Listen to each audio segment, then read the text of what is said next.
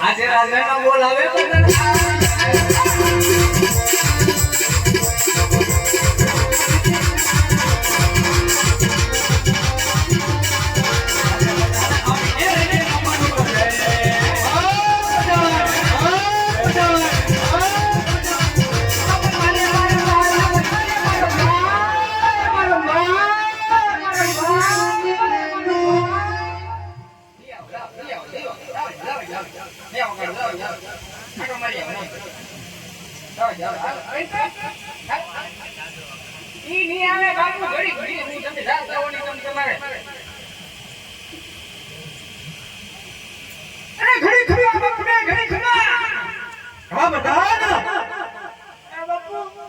કોઈ દિવસ